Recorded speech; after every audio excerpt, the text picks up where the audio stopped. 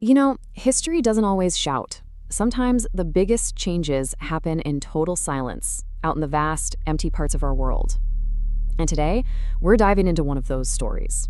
It's about evolution, it's about industry, and it's about a war that was never officially declared, but was fought against the single largest creature to ever live on Earth. So to really get this, we've got to totally reset our sense of scale and time. Think about it. Before we ever built a single skyscraper, long before we reshaped the world with empires, and even before we figured out how to split the atom, the largest animal to ever exist on this planet, I mean bigger than any dinosaur, was already here, swimming in the deep. And here's the thing, it wasn't some ancient fossil. It was alive, a contemporary, and it's still here. This is the story of the blue whale, and to understand the war that was waged against it, first we really have to wrap our heads around what an absolutely impossible creature this is. An impossible creature. Okay, so right off the bat, the blue whale's very existence is kind of a biological puzzle. It just completely shatters the physical limits you see on land. And the answer to why it got so big, well, it isn't just in a biology textbook. You've got to look at geology, climate, and the deep history of our planet. So here's the big question. How did the largest animal in all of history end up in the water and not walking around on land? Well, on land, gravity's a total tyrant. Your skeleton has to fight constantly just to hold up your own weight. But in the ocean, water's buoyancy just changes the whole game. It's like it frees life from gravity's grip. And that opened the door for evolution to just go wild with size, on a scale that's literally impossible anywhere else. But getting there, that was a long road, and it all started with a cataclysm. Okay, so the story actually kicks off with an ending. That asteroid, 66 million years ago, it didn't just wipe out the dinosaurs. It created a massive power vacuum in the oceans. So about 50 million years ago, some land mammals decided to head back into the water.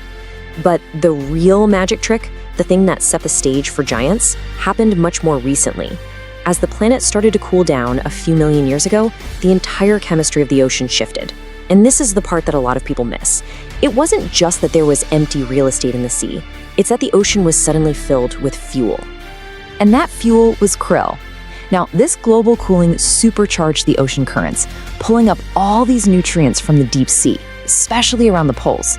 And that caused an absolute explosion of these tiny crustaceans. You've got to understand, krill aren't just little shrimp. They're like swimming batteries, just packed with protein and fat. All of a sudden, the oceans were home to these incredibly dense swarms of high-octane food. It was like a planetary scale buffet, and the stage was set for an evolutionary gold rush. And this created this amazing, powerful feedback loop. Here's how it worked. A bigger whale could have a bigger mouth. Instead of teeth, these whales evolved something called baleen. It's like a massive filter made of the same stuff as your fingernails. So a bigger mouth with more baleen could take in way more krill with every single gulp. More krill equals more energy, and more energy allows for, well, an even bigger body. Evolution just started rewarding size again and again. It was like a biological arms race where the only opponent was physics. And the result? A creature that is just... it's hard to even process. We're talking 150 tons on average. The biggest ones can get close to 200 tons. That number is so big it's almost meaningless, right? So to really get a feel for it, we have to look inside. This is where it gets wild. An artery so wide you could fit your hand inside it. A heart the size of a small car. And its tongue? Its tongue alone weighs as much as an elephant. For millions of years, a creature on this scale had absolutely no predators. It lived completely outside the normal rules of hunter and prey. Its sheer size was its armor. In the natural world, it was basically invincible. But its story was about to collide with a force that played by a totally different set of rules. 2. The unwinnable hunt. Look, we've been hunting whales for thousands of years. It was always this incredibly dangerous, almost mythical struggle between human grit and animal power. But for nearly all of that history, the biggest prize in the entire ocean was completely off the table. Whalers back in the day, in their wooden boats with sails and oars, they were just no match for a blue whale. The whale was way too fast for their ships. It was too powerful for their hand-thrown harpoons. And even if they could kill one, it was just too massive for a small crew to handle. So they hunted smaller, slower whales instead. The blue whale was safe. But not because we chose to leave it alone. It was safe simply because our technology wasn't good enough to kill it. And that gave it a kind of false immunity. The Industrial War. And here on Causality Deep Dive, this is where we see things quietly change. History has this way of drifting along, and then all at once, it just snaps. The same Industrial Revolution that was transforming our cities was about to reach out into the middle of the ocean and shatter a balance that had held for millions of years. This, right here, this is the pivot point for the entire story. The game changed from a contest of biology to a contest of engineering. You go from sail and wood boats with hand-thrown harpoons to steel ships powered by steam, armed with a cannon that fires an explosive harpoon. All of the whale's evolutionary advantages, its speed, its incredible power, its size, they became worthless almost overnight. The year was 1864.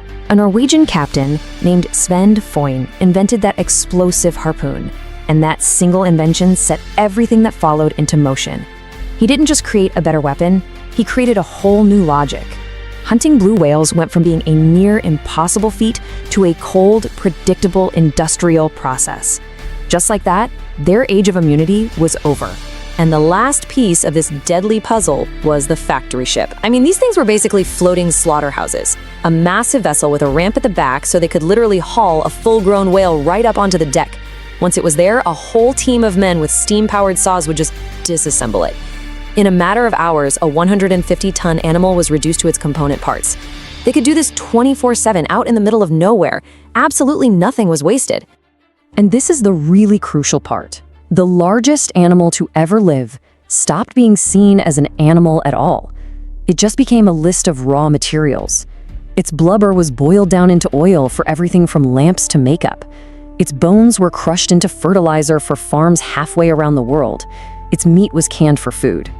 The Leviathan, this impossible creature, was now just another commodity in the global market. The Great Silence. What happened next? Well, you can't really call it a hunt anymore. It was an eradication. The new technology was so brutally efficient and the whales seemed so limitless that for decades there was just no restraint at all. And the consequences were fast and absolutely catastrophic. 30,000. In the peak years, back in the 1930s, that's how many blue whales were killed in a single season. Just let that number sink in for a second. 30,000. An animal that lives almost as long as a human, that reproduces very slowly, was being wiped out at a pace that made collapse inevitable. This was the systematic disassembly of an entire species. And this chart, it just says it all. The population went from a healthy, stable number of over 300,000 down to maybe 3,000 by the 1960s. That's a 99% drop. A population that took millions of years of evolution to create was effectively dismantled in less than 100 years. It wasn't a decline, it was an erasure.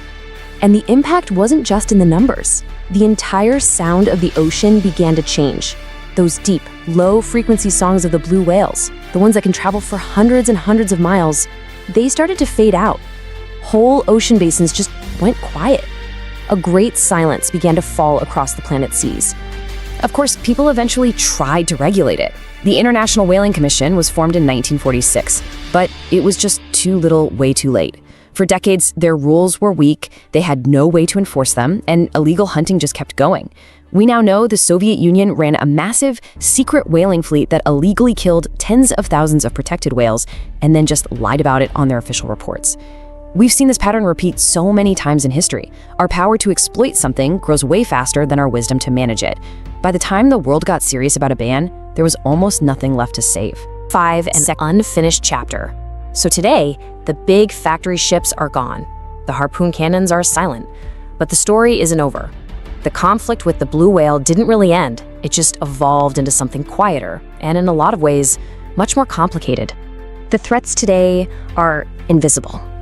The giant cargo ships that power our global economy, their shipping lanes cut right through the whales' feeding grounds, leading to deadly collisions. All those ships create a constant, low-frequency noise that drowns out the whales' own songs, making it harder for them to communicate, to find food, to find each other. And maybe biggest of all, the very same industrial forces that powered the old whaling fleets are now warming the planet, changing the oceans and threatening the supply of the krill they need to survive. And that really gets to the heart of the story. You see, the war on the blue whale was never declared. There was no single villain. It was just the unintended but logical consequence of human demand, new technology, and a complete failure to look ahead. Innovation without foresight, without restraint, it leads to collapse. The harpoon cannon has just been replaced by the container ship and the carbon economy. But there is a little bit of hope here. After decades of protection, some whale populations are slowly, very slowly, starting to recover. We're seeing them in places they haven't been for generations. They've stepped back from the very edge of extinction. The ocean isn't completely silent yet. This story is not over. So we proved we had the technology to wipe a giant off the face of the Earth. The challenge we face now is totally different. It's not a test of our power anymore, it's a test of our wisdom. The real question is whether we've evolved enough to allow something so much larger than ourselves to simply exist. Understanding these chains of cause and effect is what we do here. It's how we make sense of our world. If you found this deep dive valuable, please like this, share it, and subscribe to Causality Deep Dive. We've got a lot more stories to tell about the forces that secretly shape our history. Thanks for watching.